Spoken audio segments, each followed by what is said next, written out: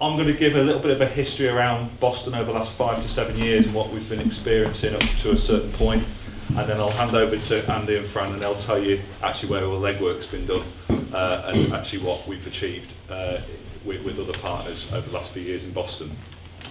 I'll start with a quote from Sir Robert Peel. I know there's been another one this morning as well, where he described policing as police are the public and the public are the police.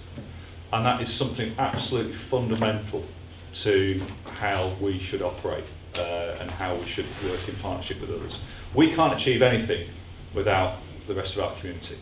And I think the rest of the community can't achieve anything without us as well. So it's that whole sense of being together. And in this country we have the pleasure of being able to police with consent. So policing with consent for our communities. And you've seen the horrendous tragic events over the last few weeks that have been going on. But none of that, the response would have been possible without the help of our communities. And we're quite unique in the world in that we don't generally police by force, but it is the will of the people that allow us to police and allow us to protect our communities. So if I'm going to just move on to Boston, just a show of hands, how many people know that the southeast of the county is one of the most fantastic places of the county to live and work? It really is. Boston has a bad reputation. There's no doubt about it. I've worked in Boston and Spalding for a good part of the last 10 or 12 years, and I've found it to be a thriving, healthy, really, really engaging community on the whole, and a fantastic place to live and work. It's not as bad as people make out, okay? But, and there is a but, it has faced some significant challenges. And I'm just going to go through some of those and just give you a bit of context and detail about where we've come from. When I first went to Boston as the Chief Inspector, so this was around about 2011, it had just followed a case where there'd been a murder of a Polish male in the town. On the back of that, there was some calls for protest against immigration, some quite strong calls for protest actually from English Defence League, British National Party, amongst others. They're all wanting to get their bit in. And that was being replicated on the streets a little bit with quite a lot of tension between various communities. Now, Boston had experienced, and is still experiencing, a significant increase in its population over and above what is seen nationally. And we saw on some slides earlier a 16% forecast increase for Lincolnshire in population over the next 20 odd years. Boston, just to give you some context, in 2001 the census would tell you that Boston's population was 61,000 people. The 2011 census showed an increase to 74,000. However, by our estimates, and by the estimates of the Borough Council, which is based upon hospital admissions, school places, all those sorts of things, Boston's probably closer to 100,000 now. So you're looking at an increase in a 15-year period of about 35,000 people from a town that was around about 61,000 before. That is absolutely huge. Now, the reasons for that increase were predominantly around the local economy, the agriculture, the influx of migrant communities to help support that agriculture. And we've seen from that increase of population, predominantly it's been from Central and Eastern European communities coming in. So as well as an increase in the actual population, we've also got a very different dynamic to the town in terms of the demographic makeup, and in particular the rub and the flex between English speaking and non-English speaking. So this has put pressure on the public services, and this is a theme that will probably come out a little bit later on as well. There was a lot of tension going on that people were starting to see that they can't perhaps get the kids into the schools that they wanted to get them into. That felt that the health provision wasn't quite there, that it was longer to wait for a doctor, longer to wait for an A&E appointment, and quite honestly, the blame was shifted squarely onto the issues of migrant people, migrant workers that are coming in, so that they're taking up space and time. So all that stuff that was about psychology, about change and the fear, it was all being played out and is still being played out in Boston. Then we fast forward to January 2012, and this is where, from a policing point of view, it starts to get interesting. we had another murder that occurred, and it was a foreign national gentleman who had been killed. This time it had been perpetrated by a foreign national organised crime group that had moved into the town. And what we were seeing from an engagement point of view from local communities, when these really bad things start to happen, you go to your communities, you try and find some answers from your communities, try and find what's actually underneath all of this. And we got zero. There was nobody from particularly the Polish community willing to talk to us. And that was really worrying. And what was going on? Why did they not feel confident in coming to tell us what was going on? What was clear later on when we look back on it is that some of these organised crime groups that are in, and we've got several, really base themselves around fear and fear tactics. That if you tell us on the police, then we'll know where you are. We'll come and find you. And that's played out in many towns and cities across the country. But particularly for the Polish community at the time, they were also used to, in some parts of Poland, the police almost being part of that organised crime group to some extent, or perhaps not listening to them, not understanding them. So immediately their initial reaction was, well, there's no point in telling you because you're not going to do anything about it. You won't believe us.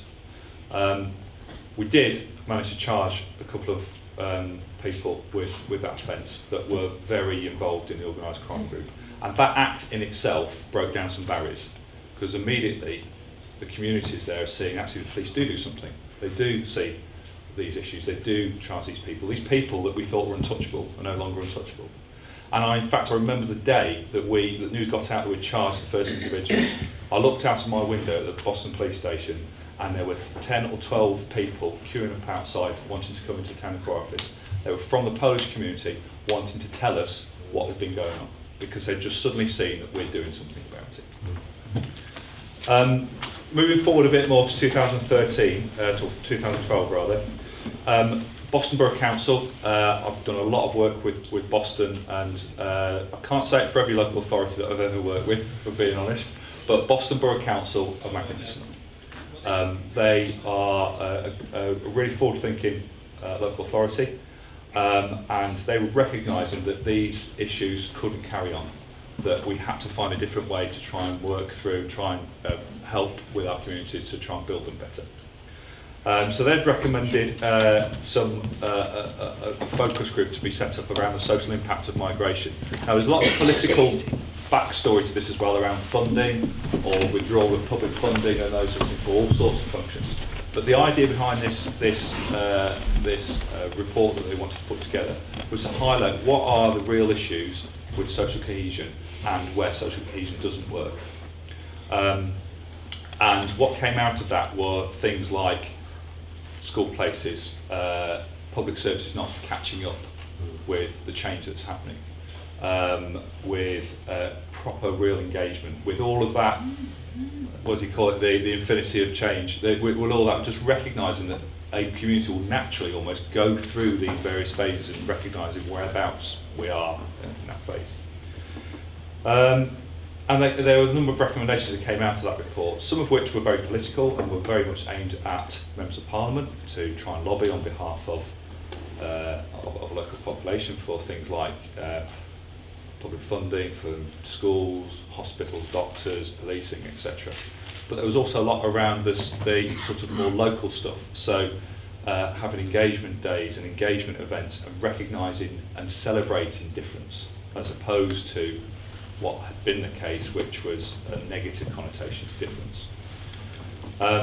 Within policing, we'd also started to get our heads around this a lot better, and particularly as a result of that murder inquiry that we were dealing with and handling, was that we knew we needed to engage with our communities in a much different way. So we'd set up a small team of officers initially at Boston, which was actually called the USEC team. It basically stood for Understanding and Safeguarding Our Emerging Communities. Can't remember who came up with that name now, but I'm sure they're still living off that now. But basically what that meant was a more holistic approach to engaging with our communities. So it wasn't just expecting our communities to come to us and say, well, here's Boston Police Station, you know where it is, you can come talk to us if you want. It was much more about going out, being visible, having the ability to communicate properly. I mean, you wouldn't believe, actually, when I look back on it now and think, crikey, would we really like that? But even only 4 years ago, all of our leaflets and information leaflets were in English. And a good 25–30% of our community couldn't speak or read English. So how on earth are they going to be able to understand what we're about? And more importantly, how on earth are they going to trust us?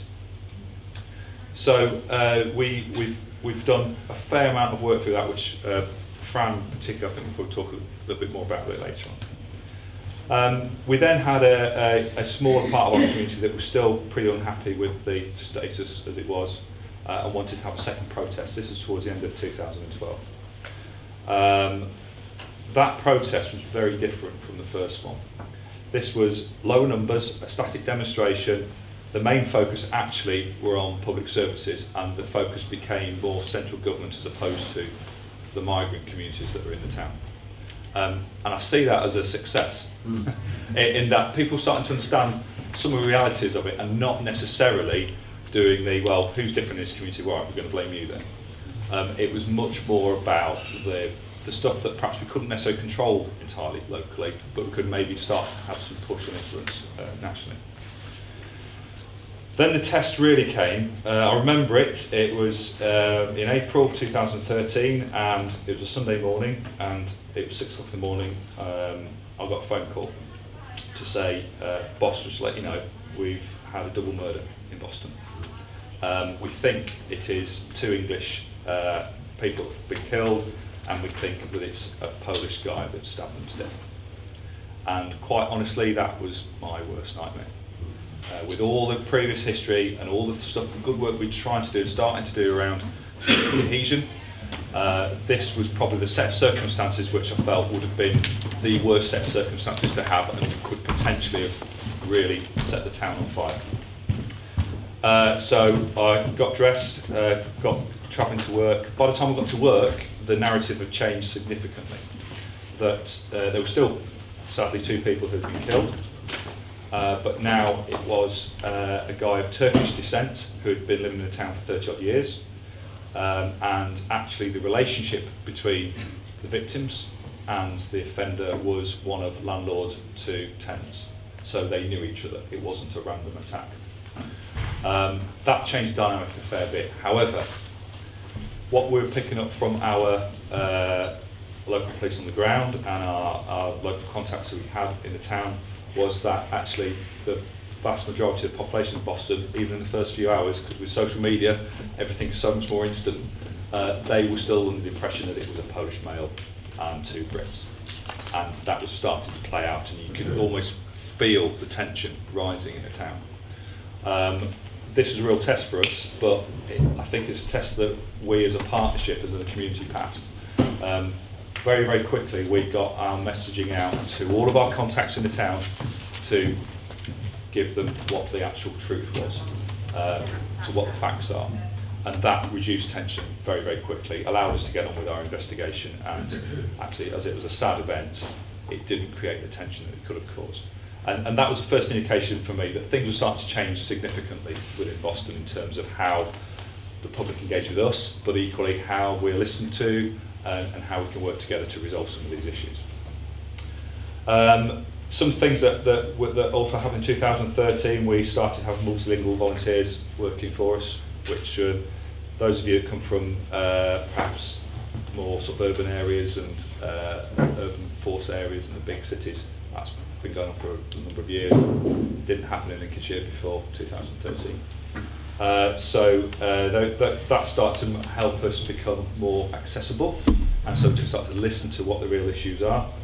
And then a little bit of coastal flooding happened in Boston on December 2013, where we had about 700 properties flooded from a tidal surge. And as we've seen in the last few weeks with some events in London and Manchester, things like that where an entire community is affected tends to pull communities together. And we saw with that, with the coastal flooding, we had 700 properties flooded, hundreds and hundreds of people that were left homeless for a period of time. Neighbours didn't care what country they were from, didn't care what language they spoke. They were there helping each other, helping people come out of houses, getting into community centres, really starting to see that community spirit being fed from what was locally a disaster that's happening. So that brings us up to 2013-14, which is pretty much where these guys will come in now. We've had some issues around migrant workers and the way they exploited with rogue landlords and poor contracted hours and poor pay, and there has been some exploitation of workforce through the back door as well, where people are brought in under the radar and used and exploited, quite honestly.